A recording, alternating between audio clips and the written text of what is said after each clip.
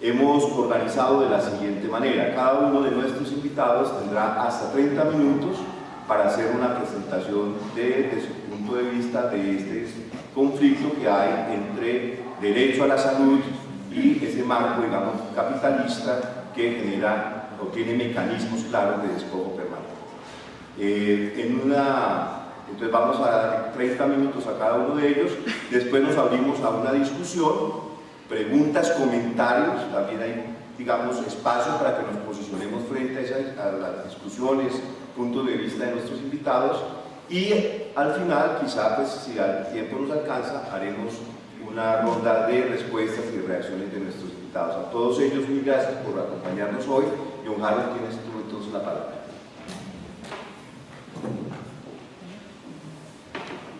Bien, ¿se escucha bien para la grabación? Y todo el auditorio escucha. Pues buenos días para todo el auditorio, para quienes nos siguen en la transmisión. Es un honor para mí como profesor del Departamento de Salud Colectiva de la Universidad Nacional de Colombia y la Facultad de Odontología, como egresado de la segunda cohorte de doctorado, estar ahora sentado en esta mesa al lado de colegas tan ilustres, y espero, como decimos coloquialmente, no pasar del anonimato al desprestigio una vez que hayamos terminado la sesión. Yo he titulado mi intervención pretenciosamente "Un análisis marxista sobre la acumulación originaria, la expropiación y los despojos en plural del capitalismo al conocimiento y a la educación".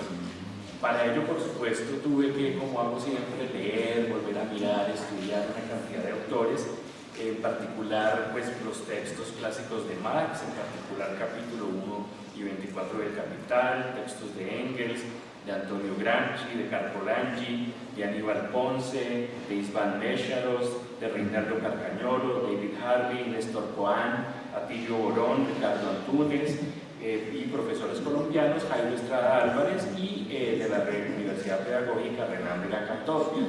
Voy a hacer el análisis desde las categorías acumulación originaria, acumulación por despojo o expropiación, pero enfatizaré particularmente la categoría fetichización de la mercancía, que me interesa mucho, mercantilización de la educación, también las categorías de consenso desde Gramsci, dominación, lucha de clases, emancipación, y para culminar, la apuesta por la construcción del socialismo.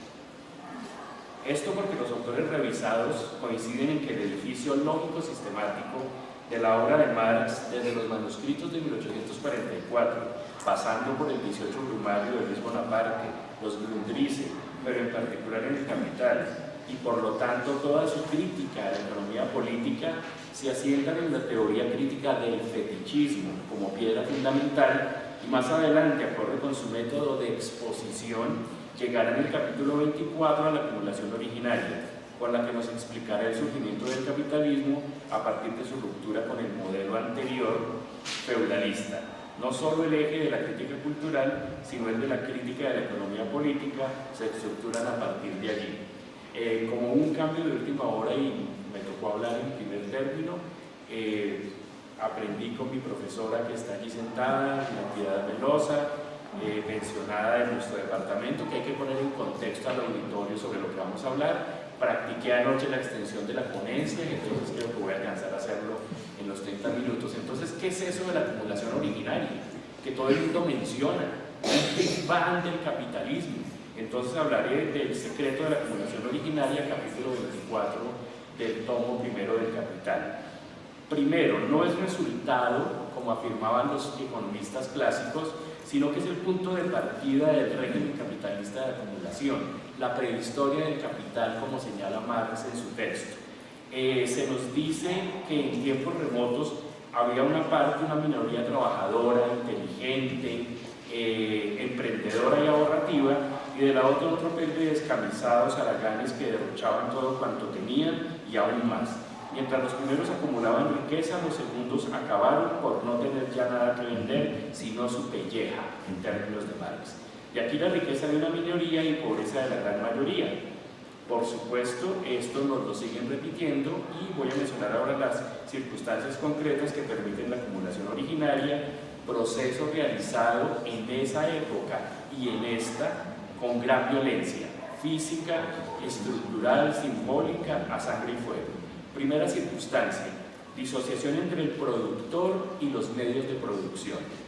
Hubo de disolverse los gremios, los aprendices, los oficiales y los artesanos para poder liberarlos de la servidumbre de la coacción gremial y dejar a las personas despojadas de sus medios de producción y garantías de vida que las viejas instituciones feudales les aseguraban. Se convierten así miles y miles de personas en Europa en proletarios libres, entre comillas, privados de todo medio de vida. Segunda circunstancia, expropiación que priva de su tierra al productor natural, al campesino. En la época feudal, dentro del territorio del señor feudal vivían miles de campesinos que poseían de manera privada pequeñas parcelas de tierra. Trabajaban 5 o 6 días en la tierra del señor feudal, pagaban en especie, pero al endurecerse las leyes ya no bastaba con esto para pagar sus deudas y entonces vino la expropiación masiva de sus tierras y fueron expulsados del territorio de los señores feudales y entonces se sumaron al contingente del grupo anterior que mencioné, que no tuvieron más que vender sino su fuerza de trabajo. Tercero, licenciamiento de las huestes feudales. Toda la cantidad de personas, servidores que trabajaban alrededor de los señores feudales se liquidan mediante la legislación y se suman entonces a ese tropel que ya mencioné de personas libres para poder constituir la base inicial del proletariado que se va a sumar al nacimiento del capitalismo. Cuarto, expropiación de los bienes de la iglesia, dinero y sobre todo tierras, que en particular en Inglaterra y en otros países tenían en abundancia y pasan a manos entonces de los nuevos capitalistas para engrosar así la tierra que va a pasar a ser ahora un insumo más en los medios de producción. Quinto, la legislación le permite ahora a los grandes terratenientes cercamiento de la tierra, cualquier parecido con la realidad colombiana. Cercamiento de toda la tierra despojada por parte de los terratenientes que además ahora suman una parte proporcional de las tierras comunales ancestrales que por un malabarismo jurídico ahora se privatiza y se incorpora proporcionalmente a los ya ricos terratenientes. Sexto, limpieza de estas tierras, literal, de personas, de viviendas, de árboles, y se sustituyen las personas con ovejas, en Colombia con vacas. Para la naciente industria textil inglesa y de paños europea, por cada 15.000 campesinos expulsados son introducidas 150.000 ovejas. Séptimo, destino de grandes cantidades de tierra para reservas de caza de la naciente burguesía. La tierra ahora se destina para las ovejas, para los animales exóticos y unas pequeñas parcelas alejadas y de la tierra más improductiva se les da en compensación a estos campesinos expulsados en las costas, pero luego se le otorga en la explotación de las costas a la industria pesquera anglo-francesa y son nuevamente expulsados y pasan a engrosar esa fila que ya se imaginan grandotota de gente que no tiene nada para vender sino su fuerza de trabajo. Y octavo, cambios en la legislación. Primero, para forzar al trabajo. Entonces las personas que están en la calle sin hacer nada, si no trabajaban, eran detenidas, llevadas a centros de entrenamiento por 3 años para que aprendieran a trabajar, o se les cortaba en algunas partes una oreja, se les marcaba en la frente, algunos contradictoriamente se les cortaba una mano o se les ahorcaba. Entonces se impone el trabajo como valor para todas esas personas que han quedado entonces en la calle. Como ven ustedes, entonces la categoría acumulación originaria es una categoría muy potente de análisis que sigue vigente en nuestros países y en el mundo para entender cómo hay una permanente acumulación originaria que perpetúa la acumulación del capital. Renan Vega habla de 5 despojos históricos que han producido el capital. Por supuesto, el colega hablará más de los despojos de la tierra, que fue el primero históricamente en aparecer. Segundo, el despojo de los medios de producción al que ya me referí. Tercero, el despojo de personas de sus derechos, es decir, los 3 siglos de esclavitud, los millones de hombres y mujeres que cruzaron el Atlántico para ser esclavos, así como la incorporación de los indígenas a la fuerza de trabajo, le permitieron a esa acumulación originaria despegar, lanzando la tasa de acumulación. Cuarto, despojo del conocimiento, quinto, despojo del tiempo, que es de lo que voy a intentar hablar en el resto de la presentación. Primero hago una introducción, he dividido la ponencia en 4 partes. Entro de lleno. La educación, instrumento esencial para lograr la emancipación, se ha convertido en pieza fundamental del proceso de acumulación de capital y de la creación del consenso que posibilita la reproducción del sistema de explotación y dominación de clases, no solo proporcionando conocimientos y personal necesario para la expansión de la maquinaria productiva del sistema, sino también generando y transmitiendo un marco de valores que legitime los intereses de la clase dominante. Es pues un mecanismo para su perpetuación. En consecuencia, una reformulación significativa de la educación es inconcebible sin la correspondiente transformación del marco social en el cual las prácticas educativas de la sociedad cumplen sus funciones históricas de cambio. Las determinaciones generales del capital afectan profundamente a cada ámbito particular que tenga alguna influencia en la educación y no solo a las instituciones educativas formales. Estas van en sintonía con las determinaciones educativas de la sociedad como un todo. Bajo el capital es crucial asegurar que cada individuo adopte como propias las metas de reproducción objetivamente posibles del sistema. Se trata de una internalización de la legitimidad del sitio que le ha sido asignado a cada individuo en la jerarquía de la sociedad, junto con sus expectativas y las formas correctas de comportarse. Mientras esto funcione, la brutalidad y la violencia pueden dejarse en un segundo plano, aunque no abandonarse definitivamente. En periodos de crisis y de efervescencia social, vuelve a aparecer el arsenal de brutalidad y de violencia como modo de imponer valores. Es decir, con Gramsci, dominación por consenso, dominación por la violencia o ambas. Buscar márgenes de reformas académicas en la propia estructura del capital es con Mécharos una contradicción en sí misma. Por esto es necesario romper con la lógica del capital si queremos crear una alternativa educativa significativamente diferente, y esto implica la construcción de otro modelo en el que la solidaridad, el trabajo colectivo, la planeación colectiva y la realización de cada uno de los individuos de la sociedad tenga lugar. Ni más ni menos hablo de la construcción del socialismo. No tengo la respuesta a cómo debe hacerse eso, ya que es una tarea colectiva y de futuro, pero sí espero contribuir con estas ideas al diagnóstico que nos permita visualizar el panorama con un nivel diferente de profundidad y con Freire elevar el nivel de concienciación entre nosotros. Desde esta perspectiva analítica me queda claro que la educación formal no es la fuerza ideológica primaria que consolida el sistema capitalista, tampoco por sí sola es capaz de promover una alternativa radicalmente emancipadora. Una de las principales funciones de la educación formal en nuestras sociedades es producir tanta conformidad o consenso como les sea posible, partiendo desde adentro y por medio de sus propios límites institucionalizados y sancionados legalmente.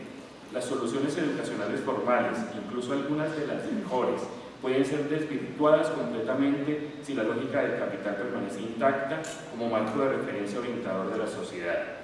La profesora Lilia nos decía en clase: puede venir la Virgen encarnada, bajar con el mejor sistema educativo de salud, pero si se inscribe en una lógica de acumulación capitalista no va a tener ningún eco pasado cierto tiempo.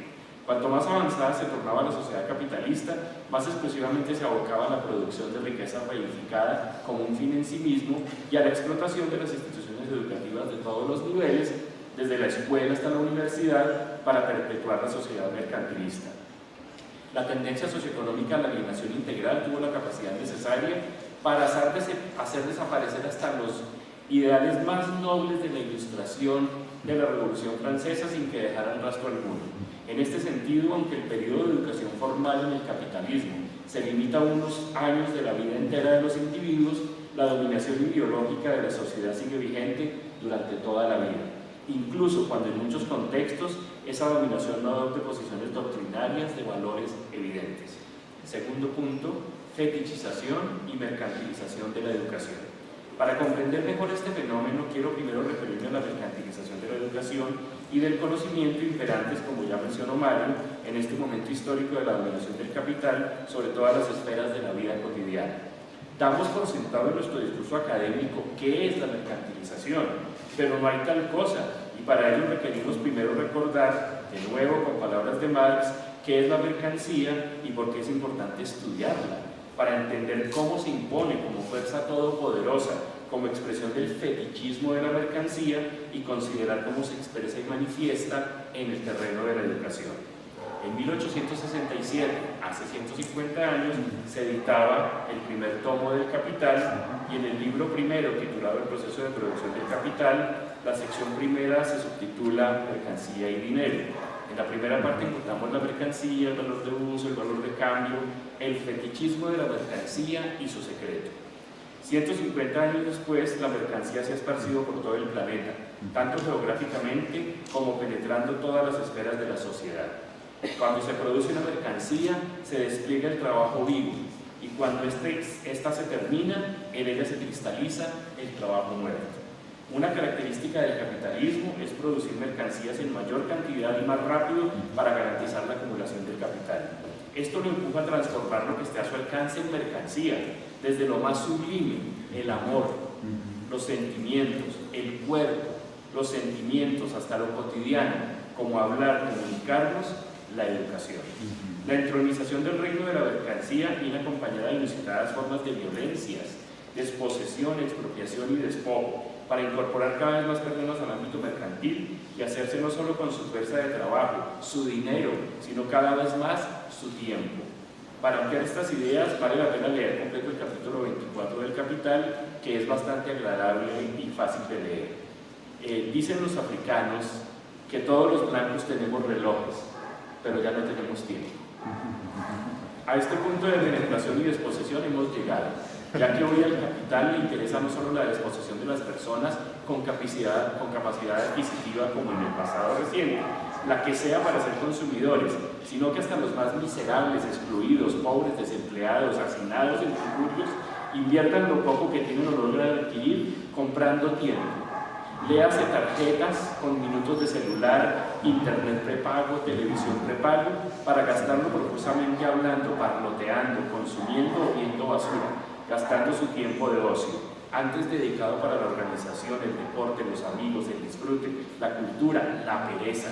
Ahora tiempo expropiado del ámbito laboral y de todos los ámbitos de la vida, enriqueciendo profusamente de paso a las transnacionales que controlan este sector del ocio, las comunicaciones y ahora de las vacaciones. La mercantilización se ha apoderado gradualmente de cosas que nunca se pensaron que pudieran ser mercancías y se transformaron en mercancías ficticias. Todo se ha convertido en mercancía que se lanza en el mercado, y entonces se habla del mercado laboral, del mercado de la salud, del mercado financiero, del mercado de saberes, del mercado de la educación. La imposición de la mercancía viene acompañada de la especial idolatría hacia esta, que Marx bautizó como el fetichismo de la mercancía. Al respecto, en la sección arriba citada, Marx nos dice, abro comillas, lo que aquí reviste a los ojos de los hombres la forma fantasmagórica de una relación entre objetos materiales no es más que una relación social concreta establecida entre los mismos hombres. Por eso, si queremos encontrar una analogía a este fenómeno, tenemos que remontarnos a las regiones nebulosas del mundo de la religión, donde los productos de la mente humana semejan seres dotados de vida propia, de existencia independiente y relacionados entre sí y con los hombres. Así acontece en el mundo de las mercancías con los productos de la mano del hombre. A esto es a lo que yo llamo el fetichismo, bajo el que se presentan los productos del trabajo, tan pronto como se crean en mercancías, y que es inseparable por consiguiente de este modo de producción, cierro comillas. Las relaciones interhumanas terminan convirtiéndose en vínculos entre cosas, y al mismo tiempo los objetos culminan adquiriendo características humanas, cosificación y reificación. Dos trucos mágicos de un acto cuyo mago es el mercado, y los protagonistas somos todos. Chorreando sangre y lodo por todos los poros se ha conformado un tipo de organización social capitalista, hegemónica ya a escala mundial, centrada en una nueva religión fundamentalista, intolerante y excluyente, irracional y autoritaria, absolutamente monoteísta. Su único Dios es el supremo mercado todopoderoso. Con sus miserias y sus múltiples coloridos, el mundo se unifica, se vuelve uno. El imperialismo extiende su agresividad por todo el planeta. El valor de cambio se torna entonces rey mundial, coronado por el otrora valor de uso, recientemente mercantilizado. El reinado del fetiche se universaliza al infinito y somos todos esclavos del fetiche. En esta perspectiva de procesos vertiginosos, Hasta los símbolos más antagónicos intentan ser subsumidos formal y realmente por el Dios Padre Dinero, bajo la mirada vigilante y atenta de quien dirige y controla la guerra ideológica, el amo imperial. Su cortina de hierro, su muro es cultural. Por ello, la labor de Hollywood se prolonga como la contracara exacta del Pentágono y la CIA, asesinando más que 100 misiles. Combatir estos obstáculos político-epistemológicos obliga a desentrañar el mecanismo social más profundo sobre el cual se asienta la eficacia mágica y encantadora del fetichismo. Esa magia del terror ordena nuestros sueños, contornea nuestros cuerpos, modela la subjetividad y penetra hasta nuestros huesos. Por supuesto, el discurso teórico, el conocimiento y la educación no han escapado a esta tenebrosa y seductora red. He allí el límite último que debemos cruzar si queremos ir hasta la raíz del problema. La mercantilización de la educación es el resultado de la expansión del capital hasta un sector que no había sido colonizado por el apetito voraz de la acumulación y la ganancia. Así se produce una transformación de la educación en un mercado capitalista que funciona con la misma lógica de cualquier actividad destinada a generar ganancias mediante la producción de mercancías. ¿Cuáles son las mercancías en el mercado de la educación? Las más evidentes son los títulos y diplomas de pregrado, de posgrado, cursos cortos, diplomados, al extremo de que una persona no vale hoy por lo que sabe, sino por los títulos que posee. Otro fetiche mercancía es el de los escalafones, acreditaciones y ranking de las instituciones, que les confieren propiedades mágicas a las mejor colocadas, ya que concederían saber y poder a quienes allí se formen, y se supone que acceder a ellas si garantiza una educación de calidad y una formación para alcanzar el éxito. Cada que se publica un nuevo ranking, las instituciones hacen todo tipo de maniobras para intentar aparecer en ellas y cada vez en mejores posiciones. No importa si las condiciones humanas de trabajo al interior de ellas sean totalmente indignas. Otro fetiche abarca la tecnología y los dispositivos electrónicos. Pongo como ejemplo el celular, los computadores, que parece pudieran solucionar los problemas de la educación.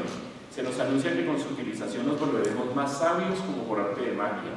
Con esto se ocultan las relaciones de clase y de producción, las formas de propiedad y control de los excedentes, y solo queda el fetiche que nos esclaviza. No importa lo pobre que se sea, el fetichismo obliga a todos a tener celulares de todas las gamas, con un plan con cada vez más minutos, para consumir tiempo, cada vez más tiempo, sin importar para qué. La tecnología contribuye a expropiar el tiempo de todas las clases. Ya no disponemos ni siquiera de tiempo libre, y si a esto le sumamos las horas que gastamos en ir y venir de nuestras casas al sitio de trabajo, nunca antes hemos sido más esclavos de la lógica del capital, que había prometido la libertad y la felicidad. El capital recorre el planeta buscando cualquier tiempo que le pueda ser útil con salarios de miseria. El trabajador es jurídicamente libre, pero es esclavo, ya que está disponible todo el tiempo mediante los aparatos y dispositivos tecnológicos conectados permanentemente, disponibles para cuando el capital lo requiera. Otro fetichismo es el de la utilidad social del conocimiento producido en las universidades. Se nos ha dicho hasta el cansancio que la investigación es neutral y apolítica, que el conocimiento que adquirimos al pasar por las universidades está al servicio de la sociedad. Sin embargo, en esta etapa de reestructuración capitalista, la mayoría de los intelectuales son formados en las universidades con programas que, al ser traducidos en su vida profesional, imponen la ideología dominante en las clases subalternas. Por ejemplo, los economistas neoliberales formados en nuestras universidades, los profesionales de la salud que trabajan al servicio de la acumulación del complejo médico industrial, los abogados, psicólogos, etcétera, además profesionales que con su quehacer derivado del conocimiento adquirido en las universidades contribuyen a la opresión, explotación y sujeción de las mayorías e incluso de ellos mismos, por el egoísmo e individualismo que les son connaturales al sistema capitalista, en lugar de poner su saber a disposición de la población que los necesita. Fetichización por un lado, más desposesión del saber para la sociedad, que pasa a servir como vía de acumulación para las transnacionales de la educación, convertidas en empresas rentables. Hay que cuestionarse siempre a quién le sirve este fetichismo, quiénes son los propietarios, quiénes se benefician de su utilización, quiénes son explotados, cómo la utilización de dispositivos y artefactos implica nuevas formas de explotación de los profesores, estudiantes y administrativos. Darnos cuenta de que nuestra relación con las cosas no es neutra ni inocente, desenmascarar la ideología, descubrir el fetichismo de la mercancía es ya una conquista. tornarnos conscientes de las diferentes formas de explotación y lucha en las relaciones de producción, en las relaciones de poder, contestando los modelos propietarios para interrumpir la explotación, recuperar fragmentos de vida. El insulto persiste, pero no el agravio de creernos libres en ámbitos donde somos explotados. La educación y el conocimiento universitarios podrían considerarse un bien común, dado que su existencia no solo es posible por la mediación estatal, sino que en ella han intervenido muchas generaciones de personas, profesores, administrativos, que han creado los bienes comunes de conocimiento, porque no son resultado de acciones individuales, sino que responden a una elaboración forzosamente colectiva. Si entendemos el conocimiento y la educación como bien común, no cabe pensar entonces que se pueda fraccionar, parcelar y mucho menos patentar como si fuera propiedad privada. Si la educación es una mercancía, se enfatiza que ya no es un derecho, sino un servicio, y el Estado debe limitarse a velar por su acceso, sin importar quién lo preste, y el valor de uso de la educación pasa a un segundo plano, que se torna un pretexto, ya que no importa su utilidad real, sino que se pueda vender para que se realicen las ganancias de las empresas educativas. El valor de cambio depende del costo de producción de esa mercancía más la ganancia respectiva y se materializa en la venta de títulos, diplomas, cursos, libros, software, programas informáticos, asesorías, traducciones, investigaciones y un largo etcétera. A unos consumidores que pagan por estas mercancías que han sido producidas con el esfuerzo colectivo de los involucrados en el proceso educativo, incluyendo al Estado, a los administrativos y a los profesores, cada vez más explotados en el proceso específico de su producción. La mayor explotación recae en la tarea de los profesores, en particular de las universidades privadas, con una maximización del tiempo de trabajo. El cobro de la mercancía a los consumidores oculta estas brutales relaciones y se acompaña casi siempre en su otra cara de una esclavitud por las deudas educativas tanto del estudiante como de sus padres o familiares por 20 o más años. Una nueva desposesión, expropiación de los derechos de la sociedad a obtener conocimiento, y aquellos que lo logran además son desposeídos de sus futuros ingresos 20 años hacia adelante. La mercantilización de la educación implica un proceso de expropiación, desposesión, despojo, que se basa en la conversión en mercancía de un valor de uso que según la economía moral debe servir a la satisfacción de necesidades de las mayorías sociales, pobres, campesinos, pero tal mercantilización implica que solamente puedan educarse aquellos que tienen cómo pagar por el servicio. Es inconcebible que la educación se convierta en un bien transable, porque esto condena la ignorancia generalizada a varios sectores de la privatización. No es casualidad que desde 1994, con los acuerdos ACTIC, se patente hasta los conocimientos y hayamos pasado a la misma época del colonialismo, donde los países de la periferia exportábamos bienes primarios y recibíamos a cambio bienes manufacturados, pero la balanza de pagos se mantenía más o menos equilibrada. Estamos en un momento más agresivo donde exportamos cada vez más bienes primarios, exportamos más cantidad de esas commodities, pero recibimos menos divisas, por lo cual la balanza de pago ahora se ha desequilibrado. Estas prácticas de despojo del conocimiento, de los saberes y de la educación en general han sido legitimadas por las instituciones del capitalismo contemporáneo y se concibe el conocimiento ligado a la educación universitaria como un servicio que debe transnacionalizarse. Hay todo un nuevo lenguaje, internacionalización, estándares, competitividad, control externo, conectividad, trabajo en equipo, capacidad de aprender de por vida, traducir los programas curriculares a créditos y su convertibilidad en el mercado de la educación mundial para el beneficio de las empresas educativas, casi todas de Estados Unidos, Australia o de algunos países europeos. Voy a avanzar un poco por lo que el tiempo se me está acabando. Tengo un tercer título que se llama Del estado de bienestar al estado schumpeteriano. La ponencia ya está escrita y queda para el futuro cuaderno que se imprima. Hago aquí un recorrido de cómo después de los 30 años progresos del capitalismo, del 45 al 73, pongo ese año, como Mario nos enseñó, más como un pretexto, que fue el momento de la nacionalización del petróleo y de la eliminación de la conversión del patrón oro. A partir de esto, la triple alianza que surgió después de la Segunda Guerra Mundial entre el capital, el Estado y los trabajadores en los países capitalistas y en el Estado socialista ya no fue necesario, y entonces el Estado neoliberal hace la guerra de clases contra los trabajadores. ¿Para qué? Para recuperar los niveles de acumulación que habían perdido los 30 años anteriores, y se culpabilizó a los trabajadores porque habían obtenido salarios reales o salarios sociales muy altos. Entonces venía ahora el desmonte de los estados de bienestar o de los estados populistas en el tercer mundo. El capital se deslocalizó huyendo de los salarios altos del primer mundo y llegó buscando nuevas condiciones de precariedad laboral en el tercer mundo, a establecer maquilas, además de flexibilización en leyes ambientales, leyes del trabajo, imponiendo trabajo esclavo de 16-18 horas a mujeres, hombres y niños. Otro mecanismo para despojar a los trabajadores fue el desarrollo tecnológico, que sustituye 100 trabajadores por un aparato, y no quiero volver a la disputa del movimiento que se suscitó con los telares en Inglaterra, sino poner en claro la nueva lucha de clases del capital contra los trabajadores o gente que vive del trabajo.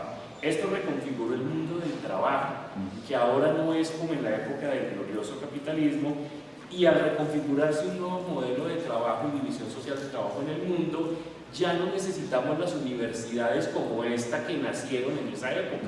Se necesitan, incluso el Banco Mundial ha llegado a decir que hay países que deben eliminar las universidades. Entonces, si tenemos países que están especializados en bienes primarios y en una infraestructura de maquila, ¿para qué universidades? Necesitamos institutos que les enseñen a leer, escribir, manejar unos aparatos, hablar en inglés y ser sumisos y obedientes, obedecer con alegría. Y una universidad de élite para la burguesía dominante que se siga formando en los saberes diferentes. Estamos en una nueva reprimitivización de la Dirección Mundial del Trabajo. Unos países hacen el diseño de productos y de procesos que incluyen investigación, desarrollo y gestión de activos de conocimiento. Otros hacen producción manufacturera básica, ensamblajes o ensamblaje que incluye alguna transferencia de tecnología como a China, India y Sudáfrica. Y tercero, distribución y venta de insumos como lo hacen en la mayor parte de los países. Voy a usar 2 minutos porque no quiero terminar sin la propuesta esperanzadora que yo la he titulado Corolario, una educación más allá del capital, copiándome de un libro de Isvan Mesharos. Entonces, digo en esta propuesta que pensar la educación desde la perspectiva de la lucha emancipatoria no puede sino restablecer los vínculos entre educación y trabajo. Solamente una sociedad en la que se universalice el trabajo, una sociedad en que todos se conviertan en trabajadores, se universalizará también la educación. Una educación, por supuesto, desmercantilizada. Para producir insubordinación y rebeldía, esta educación precisa redescubrir sus relaciones con el trabajo y con el mundo del trabajo, con el cual comparte, entre otras cosas, la alienación. Por ello requiere romper con la lógica del capital. Debe ser un instrumento ideológico para la superación de la pobreza. El desafío no es una educación para ilustrar a los trabajadores, sino para que estén en condiciones de transformar la realidad. La educación que soñamos es el derecho para todos los que tienen rostro humano de acceder a una educación crítica, laica, rigurosa, en términos científicos, culturales o artísticos. Con Martí, con Fidel y con Chávez asistimos a una batalla de las ideas, requerimos de una batalla de las ideas para crear el hombre y la mujer nuevos, romper los diques externos e internos que atan nuestra subjetividad, nuestro raciocinio, nuestra pasión y hasta nuestra imaginación. Recuperar la beta dionisíaca y fáustica del marxismo, recuperar otra visión del uso del tiempo libre, recuperar las luchas y las memorias de los vencidos y de los caídos, como hizo Rafael al empezar, y de los marginados. Desatar todas las potencialidades humanas, relegando los procesos sociales a un control racional mediante la organización colectiva, es decir, liquidando el capital. Solamente cuando logremos romper con el fetiche de las mercancías, del dinero, de ser individualistas, egoístas, volcarnos a la solidaridad, la realización como sujetos sociales, la planificación colectiva, el control sobre las relaciones sociales, es decir, romper con el modo de producción capitalista, pondremos tener una educación más allá del capital. Para cerrar, quisiera decir que con todas las luchas que hemos vivido en el siglo XX y parte del XXI, no permitamos, como ya nos advirtió Marx en su obra El 18 Brumario, que la historia se repita ni como tragedia ni como farsa. Muchas gracias.